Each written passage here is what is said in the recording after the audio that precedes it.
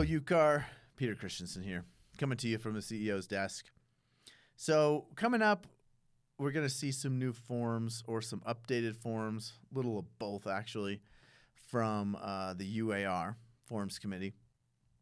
And that's always fun. We'll go over them and get you all set up on those. But one of the things we're going to talk about is the unrepresented buyer disclosure. So I kind of want to just talk about, we've talked about this a new statutory change, depending on when you listen to this. It's not even that new now, but there's a list, you can discuss terms and give them blank forms, that kind of stuff. And there's a sort of safe harbor in the statute for sellers with unrepresented buyers. But what's the key? What's the big deal? Why do we worry about this so much? Or do we worry about it that much? I don't know.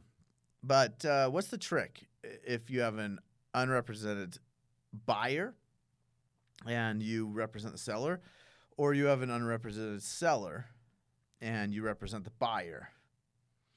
Obviously, you need to facilitate getting the transaction done, and that's what the safe harbor language was meant to clarify.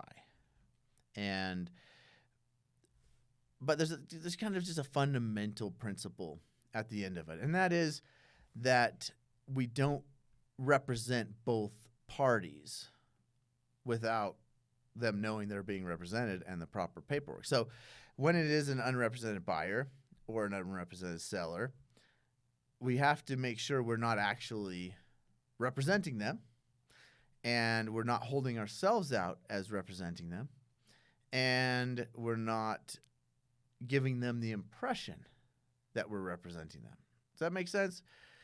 So really, at the end of the day, as long as you're representing your client, that's the key. But I think the second part of it is that that it is abundantly clear to the unrepresented side that you don't represent them. Because anything you're doing, if they view it as advice, anything you're saying to them, if they view it as advice to them, I don't know how to do this. I don't know how to fill out this form. I don't know how this part of a real estate transaction works. I don't know what I'm supposed to do with, closing or this or that. And you're offering advice and they're relying on that for their best interest. That's the problem, right? But if you're letting them know, I represent my side, and for my side's sake, we'd like this paperwork from you. For my side's interest, we're hoping to have these terms in the deal. And then whatever they're asking, you're letting them know, hey, I represent, the seller or the buyer, not you. And so don't take anything I say as advice to you, because I'm looking out for my seller, my buyer, and not for your best interest. You have to consider your own best interest. So take everything I say in that light. I think that's what that whole unrepresented buyer disclosure is supposed to tell someone is, I don't represent you, and you shouldn't rely on anything I say for your best interest. You should take it as information coming from the other side of the transaction. And I think if we keep that in mind as we approach, because it's not a uniform, every transaction is this way, and so here's the do's and don'ts. All transactions are different, and they'll have different complications. They'll have different issues. They'll have different forms needs. And so it's really hard to talk about it in just a one size fits all. So I think you got to just have the mindset of, does the other side realize, do they know, is it clear to them that I do not represent them, but I in fact represent the other side of the transaction? And am I not giving advice? Make sure you aren't actually like, hey, here's the way I think you should do it. This would be better for you if you do it this way. I wouldn't do that. That's dangerous.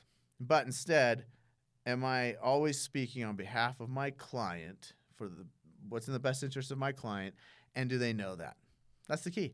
And I think you can approach all the variety of issues of transaction elements that will pop up in your sales forever. And if you're looking at it in that light, that should help guide you on how do I handle this situation with an unrepresented side? How do I handle that situation? Well, the same principles apply to both, even though the nuances are going to be very different.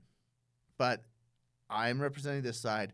They need to know I'm representing this side and not their side. Oh, I feel like I'm talking in circles. Woo, you guys dizzy? Okay, I'll stop there. Remember, this is not legal advice. This is legal information. If you need specific legal advice, please contact your attorney. Thanks for tuning in.